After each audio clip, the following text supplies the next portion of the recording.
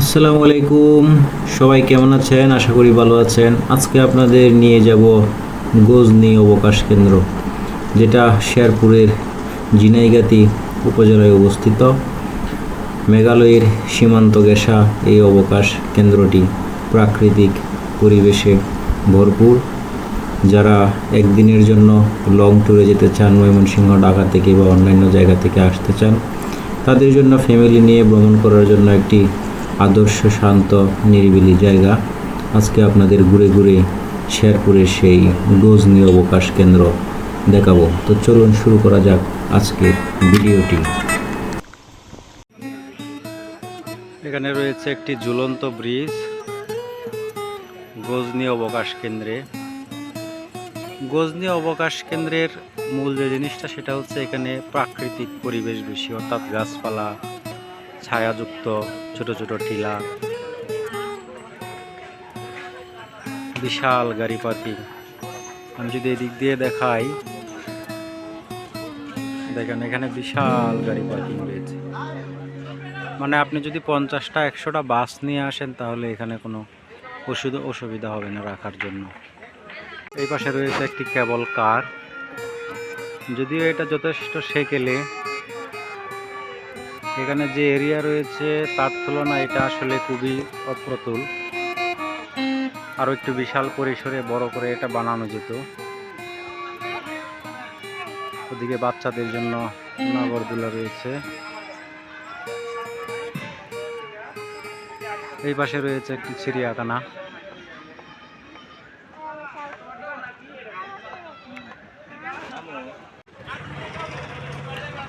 এখানে রয়েছে কিছু দোকানপাট।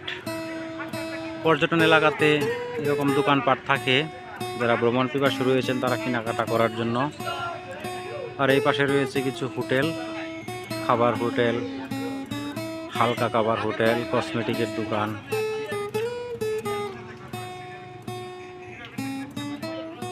এদিকে রয়েছে একটা টাওয়ার,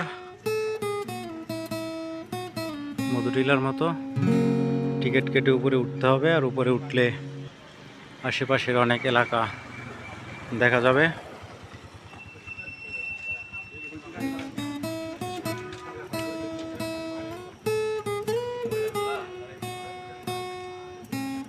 এদিকে ইন্ডিয়ার বর্ডার খুব কাছেই।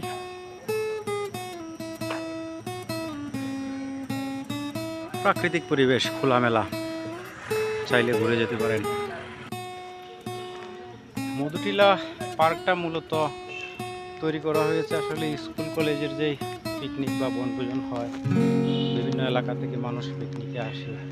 মূলত পিকনিক স্পট বা বনভোজনের জায়গা বলা যায়। অন্যান্য জায়গায় যেরকম বিভিন্ন রাইড থাকে, বড় বড় অ্যামাজমেন্ট, ওয়াটার ওয়ার্ল্ড, এগুলো থাকে, সে তা এখানে নেই। তারপরেও আশা করি আপনাদের আসলে ভালো লাগবে। গজনি অবকাশ কেন্দ্রে এখানে রয়েছে একটা গারো মা ভিলেজ। ভিতরে একটু সাজানো গোছানো পরিপাটি পরিবেশ, আর গারোদের বিভিন্ন ঐতিহ্যবাহী জিনিসপত্র। আর এদিকে রয়েছে সুবিশাল বাগান। যদি আপনি হেঁটে হেঁটে ঘুরতে চান, তাহলে আপনার সারাদিনই চলে যাবে।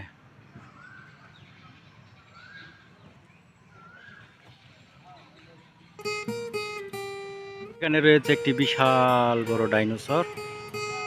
জায়গাটা ভালো, সুন্দর প্রাকৃতিক পরিবেশ। মানে ছোটোখাটো টিলা, সমতল ভূমি, এই সবগুলো মিলিয়েই হচ্ছে গজনি অবকাশ কেন্দ্র। মানে অবকাশ কেন্দ্র মানে তো অবকাশ কেন্দ্রই। এখানে একটু অবসর সময় কাটানোর জন্য মানুষ আসে। অবকাশ কেন্দ্রে এরকম সুন্দর একটি লেক রয়েছে। আমরা তো বান্দরবন বগা লেক নামে সবাই জানি। এটা বগা লেকের চেয়ে কোনো অংশে কম নয়। পানিটা খুবই স্বচ্ছ, চাইলে এখানে আপনারা গোসল করতে পারেন, তবে সাঁতার জানা জরুরি।